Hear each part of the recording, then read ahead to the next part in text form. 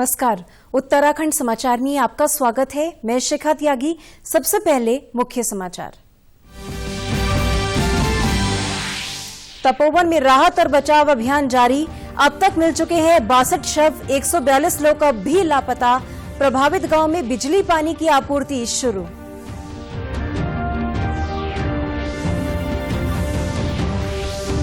मुख्यमंत्री त्रिवेंद्र सिंह रावत ने कहा, जल्द शुरू होगी घस्यारी कल्याण योजना, महिलाओं के सिर का बोझ होगा कम। हल्द्वानी में कई विकास योजनाओं का शिलान्यास और लोकार्पण किया। हरिद्वार महाकुंभ में सुरक्षा के होंगे पुख्ता प्रबंध।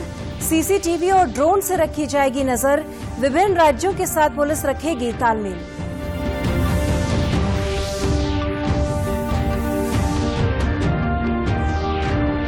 और नेपाल में बनेगा ड्राई पोर्ट। भारत सरकार ने चंपावत में 4 लेन सड़क को दी मंजूरी। भारत नेपाल के व्यापारियों को मिलेगा लाभ। अब समाचार विस्तार से। चमोली जिले के तपोवन आपदा के बाद आज 13वें दिन भी राहत और बचाव कार्य जारी रहा। बचाव दल को आज एक और शव मिला। इसके बाद मृतकों की संख्या 62 पहुंच गई। 142 लोग अब भी लापता हैं। इस बीच आपदा में 26 मृतकों के परिजनों और 11 घायल लोगों को अहेतुक सहायता राशि दी गई है। प्रभावित क्षेत्रों में स्वास्थ्य शिविर में ग्रामीणों की जांच की जा रही है। अब तक 1929 लोगों का स्वास्थ्य परीक्षण किया गया है। प्रशासन ग्रामीणों के पशुओं के लिए पशु आहार की व्यवस्था कर रहा है। प्रशासन ने जानकारी दी है कि आपदा प्रभावित सीमांत क्षेत्र के सभी 13 गांव में विद्युत और पेयजल व्यवस्था सुचारू हो चुकी है। प्रभावित गांव में हालात सामान्य होने लगे हैं। केंद्रीय स्वास्थ्य मंत्री डॉक्टर हर्षवर्धन ने आज इंद्रधनुष मिशन 3.0 के तहत टीकाकरण कार्यक्रम का शुभारंभ किया। ये कार्यक्रम 22 फरवरी से शुरू होगा और ये 15 दिन तक चलेगा। कार्यक्रम का दूसरा चरण 22 मार्च से शुरू होगा। डॉक्टर हर्षवर्धन ने अभियान में शामिल सभी मुख्यमंत्रियों और अधिकारियों को धन्यवाद दिया और कहा कि हमें 100% टीकाकरण का संकल्प लेना चाहिए। देश में 3 करोड़ 76 लाख बच्चों को ढूंढ कर हम ये वैक्सीन उपलब्ध करा पाए। देश में 94 लाख से ज्यादा गर्भवती महिलाओं को हम ये जो टीका है ये उपलब्ध करा पाए। और जैसा कि हम सब जानते हैं कि आप सबके प्रयासों से जो शुरुआती दौर में इसमें सफलता का पैरामीटर 6.7% के आसपास था। 5वें फेज तक आते आते जैसा अभी बताया गया वो 30% तक कई स्थानों पर 12% और एवरेज 18.5% तक का गया। हल्द्वानी में 2 दिवसीय दौरे पर पहुंचे मुख्यमंत्री त्रिवेंद्र सिंह रावत ने कहा है कि सरकार राज्य में मुख्यमंत्री घस्यारी कल्याण योजना शुरू करेगी। प्रदेश के आम बजट में इसके लिए प्रावधान किया जाएगा। मीडिया से बातचीत में उन्होंने कहा कि ये योजना पहाड़ की महिलाओं के जीवन को बदलने में कारगर साबित होगी। उन्होंने कहा कि जंगल में महिलाओं पर वन्य जीवों के हमले के समाचार आते हैं, लेकिन जब महिलाओं को घर में ही घास उपलब्ध हो जाएगी तो उन्हें जंगल जाने की आवश्यकता नहीं होगी। उत्तराखंड मुक्त विश्वविद्यालय में आयोजित कार्यक्रम में उन्होंने कहा कि प्रदेश सरकार का महिलाओं को पैतृक संपत्ति में सह खातेदार बनाने का निर्णय ऐतिहासिक है। हमारे पास लगभग इस समय 2700 से करीब होम स्टे रजिस्टर हो गए। अच्छा उसमें काम इस बीच में प्रगति हुई है। हमने जो 1 लाख 5 लाख रुपए तक और 3 लाख रुपए का ऋण हमने मुख्यमंत्री सौर स्वरोजगार योजना में 10,000 प्लांट्स के लिए हमने योजना में रखा है। मोटर बाइक टैक्सी उत्तराखंड राज्य गोवा के बाद दूसरा राज्य है कि जहां पर हमने मोटर बाइक टैक्सी उसका 2 साल का इंटरेस्ट स्टेट देगी, राज्य सरकार देगी। मुख्यमंत्री ने हल्द्वानी में 26.18 करोड़ की योजनाओं का लोकार्पण और शिलान्यास किया। उच्च शिक्षा राज्य मंत्री धन सिंह रावत ने पत्रकारों को इस बारे में जानकारी दी। आज ओपन विश्वविद्यालय में हमारे मुख्यमंत्री जी के द्वारा 21 करोड़ रुपए के तो आज भूमि पूजन और शिलान्यास हुए हैं और 5 करोड़ रुपए का जो हमारा प्रशासनिक भवन है उसका लोकार्पण हुआ है। और मैं कह सकता हूं कि ओपन विश्वविद्यालय के इतिहास में पहली बार इतने काम हो रहे हैं। सरकार की कोशिश ये है कि हम ओपन विश्वविद्यालय के देश के विश्वविद्यालय में नंबर 1 पे लाने का प्रयास कर रहे हैं। हरिद्वार महाकुंभ को लेकर उत्तराखंड समेत पड़ोसी राज्यों के पुलिस अधिकारियों की आज देहरादून में बैठक हुई। इस बैठक में सभी राज्यों ने कोविड-19 के मद्देनजर कुंभ कार्य योजना तैयार की। बैठक में उत्तर प्रदेश, दिल्ली, हरियाणा, हिमाचल प्रदेश, पंजाब, राजस्थान, चंडीगढ़, जम्मू कश्मीर के पुलिस अधिकारियों ने भाग लिया। पुलिस महानिदेशक अशोक कुमार ने कहा कि कुंभ मेले को सकुशल संपन्न कराना है। उन्होंने कहा कि सभी शाही स्नानों को सकुशल संचालन के लिए सभी के समन्वय की आवश्यकता होगी। इस बार पुलिस भीड़ प्रबंधन और सुरक्षा व्यवस्था के लिए कई नई तकनीकों को शामिल कर रही है। संपूर्ण कुंभ क्षेत्र में सीसीटीवी कैमरे और ड्रोन कैमरों से नजर रखी जाएगी। इसके अलावा आर्टिफिशियल इंटेलिजेंस टूल्स का उपयोग किया जाएगा। सोशल मीडिया पर भी पुलिस की नजर रहेगी। बैठक में केंद्रीय एवं राज्य सरकार द्वारा कुंभ मेले के लिए जारी गाइडलाइंस का पूर्णतः पालन करने पर सहमति बनी। शाही स्नानों के दिन अति विशिष्ट लोगों के आगमन पर रोक रहेगी। इसके अलावा विभिन्न राज्यों की पुलिस और एजेंसियों के बीच घटनाओं और जानकारियों का आदान प्रदान होगा। महिला और बाल विकास राज्य मंत्री रेखा आर्या ने कहा है कि राज्य सरकार नई पीढ़ी को अपनी संस्कृति से रूबरू कराने में जुटी है।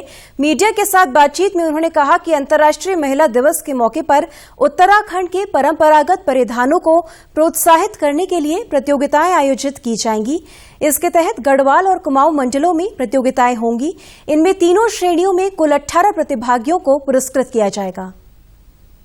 पुरानी संस्कृति में जो हमारे परिधान रहे हैं उनको हम लोग प्रमोट करें, और चाहे वह फिर कुमाऊं की तरफ रहे हों, चाहे फिर वह गढ़वाल की तरफ रहे हों, तो वहां से उन परिधानों के बारे में लोगों को बताना और उन परिधानों का आवरण करते हुए इसको एक तरीके से प्रदर्शित करना, जिसके लिए हम लोग अपने 13 जनपदों से हम लोग जो है महिलाएं या फिर बालिकाएं अथवा हमारी जो 50 से ऊपर की हमारी जो महिलाएं हैं उनको हम लोग आमंत्रित करने वाले हैं, जो कि अपने जिला कार्यक्रम अधिकारियों को संपर्क करेंगे और उनके पास एक फॉर्म भी वो वहां से आसानी से ले सकेंगे। चमोली में महिला सशक्तिकरण एवं बाल विकास द्वारा आज जिला स्तरीय पारंपरिक पोशाक मेरो पछाड़ प्रतियोगिता का आयोजन किया गया। 3 श्रेणियों में आयोजित इस प्रतियोगिता में बड़ी संख्या में युवतियों और महिलाओं ने भाग लिया। चयनित प्रतिभागी 8 मार्च को अंतर्राष्ट्रीय महिला दिवस पर देहरादून में प्रतिभाग करेंगे। वहां हर जिले से 3 श्रेणियों में चयनित 6 प्रतिभागी अपने जिले का प्रतिनिधित्व करेंगे। हमारे जो उत्तराखंडी परिधान कंपटीशन जो होने जा रहा है, और ये 8 मार्च को राज्य स्तर पर किया जाएगा, जिसमें हमारे चमोली डिस्ट्रिक्ट से जो टीम जाएगी उसमें 6 लोग सेलेक्ट होकर के जाएंगे। ये 3 कैटेगरी में जाएंगे, एक है मिस, मिसेस और दादी माँ। तो ये तीनों कैटेगरी में 2-2 लोग सेलेक्ट होकर के जाएंगे और 8 मार्च को इन लोगों का फाइनल जो प्रतियोगिता होगी उसमें आप प्रतिभाग करेंगे राज्य स्तर पर। प्रतिभागियों में देहरादून में 8 मार्च को होने वाली परिधान प्रतियोगिता को लेकर उत्साह है। उनका कहना है कि हम इसकी तैयारी में जुटे हुए हैं। देहरादून में राज्य स्तर पर जो प्रतियोगिता होगी तो उसके विषय में यहाँ पे जो तैयारी चल रही थी और कंपटीशन टाइप का आज हमने यहाँ पे ये संगोष्ठी की हम लोगों की, और प्रत्येक डिस्ट्रिक्ट से जो है 6 लोगों ने चुन के जाना है और राज्य स्तरीय वहाँ प्रतियोगिता होगी। उत्तराखंड राज्य महिला आयोग ने आज उधम सिंह नगर के जिला मुख्यालय रुद्रपुर में महिला जागरूकता शिविर का आयोजन किया। इस दौरान महिलाओं को उत्पीड़न, घरेलू हिंसा, पॉक्सो एक्ट के विषय के बारे में विधिक जानकारी दी गई। इस मौके पर उत्तराखंड राज्य महिला आयोग की अध्यक्ष विजया बर्थवाल ने बताया कि महिलाओं को उनके खिलाफ होने वाले अत्याचार, उत्पीड़न, घरेलू हिंसा आदि के विषय में कानूनी जानकारी नहीं होती है। इस कारण आए दिन उनको उत्पीड़न, हिंसा और अत्याचार का शिकार होना पड़ता है। इसी को ध्यान में रखते हुए ये शिविर लगाया गया। जो कानून महिलाओं के लिए बनाए गए हैं उनके विषय में जानकारी देना बहुत आवश्यक है, क्योंकि महिलाओं को मालूम नहीं होता है कि उनके क्या क्या अधिकार हैं और उनके साथ जो अन्याय अत्याचार होता है उससे वो परेशान रहती हैं। और जब वो आयोग में आती हैं तो तभी उनको जानकारी मिल पाती है। इसलिए हम समय समय पर बालिकाओं के बीच में, महिलाओं के बीच में और अन्य जगहों पर महिलाओं को ये सब जानकारी देते हैं। राज्य महिला आयोग की उपाध्यक्ष सायरा बानो ने कहा कि इस कार्यक्रम का उद्देश्य हमारे समाज में लड़के और लड़की के बीच की असमानता को दूर करते हुए उनका आर्थिक, शैक्षणिक और सामाजिक विकास करना है।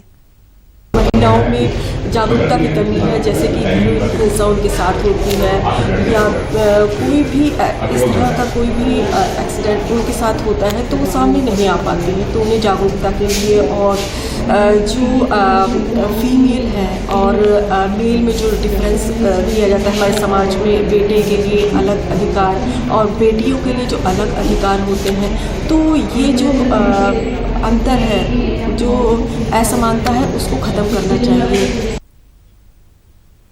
नेपाल गौरी शंकर वन क्षेत्र में ड्राई पोर्ट बनाने जा रहा है। इससे आवाजाही को लेकर भारत सरकार ने 4 किलोमीटर 4 लेन सड़क की स्वीकृति दे दी है। इसके बाद चंपावत जिला प्रशासन ने सड़क और एकीकृत निरीक्षण चौकी के लिए भूमि अधिग्रहण की कार्रवाई शुरू कर दी है। जिलाधिकारी विनीत तोमर का कहना है कि ग्रामीणों को उनकी भूमि का मुआवजा दे दिया जाएगा। एचआई को बुलवाया भी था, तो अभी उन्होंने इस बारे में कोई अवगत नहीं कराया, तो विभाग को लेकर बुलाया जाएगा इसमें और उनसे जानकारी चाहिए जाएगी। उनके अगर कोई इश्यू जिला प्रशासन से संबंधित है उनको समय अंतर्गत रिजोल्व कराया जाएगा और अगर कोई कंपेंसेशन या एक्विजिशन से संबंधित कोई इश्यू पेंडिंग है उनको रिजोल्व कर लिया जाएगा। भारत नेपाल की इस महत्वाकांक्षी योजना के धरातल में आने के बाद दोनों देशों के सीमांत क्षेत्र व्यापार का हब बनने की ओर हैं। स्थानीय व्यापारी हिमांशु अग्रवाल का कहना है कि ड्राई पोर्ट का लाभ छोटे बड़े व्यवसायी दोनों को होगा। उन्होंने कहा कि इससे रोजगार के नए अवसर भी सृजित होंगे। व्यापारिक रूप से तो बहुत अत्यधिक लाभ होने वाला है, क्योंकि जिस हिसाब से ड्राई पोर्ट बन रहा है इसमें हमारे आने जाने वाले जितने भी बड़े वाहन हैं उसका फायदा सभी को मिलेगा, चाहे वो छोटे वर्ग से लेके व्यापारी हो चाहे बड़े वर्ग तक का व्यापारी हो। उसमें सभी का विकास के साथ साथ जो हमारे यहाँ पे सेंट्रल की जो एजेंसियाँ हैं, कस्टम है, आईबी है, रॉ है, जितनी भी हैं वो भी कहीं ना कहीं यहाँ आएंगी, तो उनको भी उन सब चीज़ों के लिए, भौतिक चीज़ों के लिए आवश्यकता पड़ेगी। टिहरी जिला प्रशासन इन दिनों चारधाम यात्रा की तैयारियों में जुटा है। यात्रा की तैयारियों को लेकर जिलाधिकारी ईवा आशीष श्रीवास्तव ने आज विभिन्न विभागों के अधिकारियों के साथ बैठक की। जिलाधिकारी ने संवेदनशील स्थानों पर क्रैश बैरियर और साइन बोर्ड लगाने के निर्देश दिए। इसके अलावा यात्रा मार्ग के डामरीकरण और मरम्मत कार्य अप्रैल तक पूरा करने के निर्देश दिए। जिलाधिकारी ने उप जिलाधिकारियों को निर्देश दिए कि वे अपने क्षेत्र के चारधाम यात्रा मोटर मार्गों का निरीक्षण कर सड़क की स्थिति की रिपोर्ट 15 दिन के भीतर दें। यात्रा के दौरान यात्रा मार्गों पर स्वास्थ्य केंद्रों को 24 घंटे सुचारू रखने के लिए मुख्य चिकित्सा अधिकारी को निर्देश दिए हैं। इसके अलावा नगर निकायों में सफाई व्यवस्था और होटलों में भोजन की उचित व्यवस्था और रेट लिस्ट चस्पा करने के भी आदेश दिए। लेकर के हमारे जिले में क्या तैयारियां हैं उसके संबंध में एक बैठक ऑर्गेनाइज हो चुकी है यहाँ पर, जिसमें पीडब्ल्यूडी, एनएच, बीआरओ इन सब विभागों को बुलाया गया था। सभी विभागों से आख्या ली गई कि उनकी सड़क की स्थिति कैसी है, और सिर्फ स्थिति ही नहीं, इवन जो सेफ्टी मेजर्स होते हैं, जैसे कि रोड की चौड़ाई कितनी है, कोई ब्लाइंड टर्न है, उसके अलावा क्रैश बैरियर, पैरापेट की कहाँ पर जरूरत है, तो इन सब के संबंध में आख्या ली गई है। बिजली के से रिलेटेड ढाबे जो हैं वो खुलते हैं तो उनमें रेट लिस्ट हो, साफ सफाई हो, तो इन सब पे चर्चा हुई और उसमें जो उचित निर्देश हैं वो दिए गए। उत्तराखंड के समाचारों में आज बस इतना ही। चलते चलते मुख्य समाचार एक बार फिर। तपोवन में राहत और बचाव अभियान जारी। अब तक मिल चुके हैं 62 शव, 142 लोग अब भी लापता। प्रभावित गांव में बिजली पानी की आपूर्ति शुरू।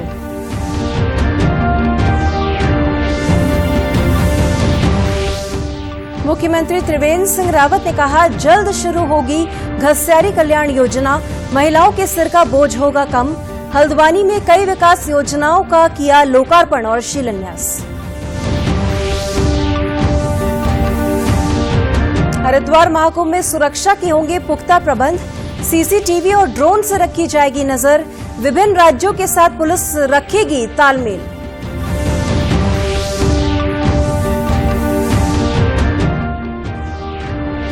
और नेपाल में बनेगा ड्राई पोर्ट, भारत सरकार ने चंपावत में 4 लेन सड़क को दी मंजूरी। भारत नेपाल के व्यापारियों को मिलेगा लाभ।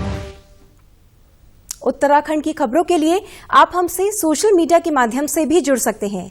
हमारा ट्विटर हैंडल है DDNews_देहरादून, हमारा फेसबुक पेज है DD News उत्तराखंड और हमारे YouTube channel DD News Uttarakhand को भी आप सब्सक्राइब कर सकते हैं।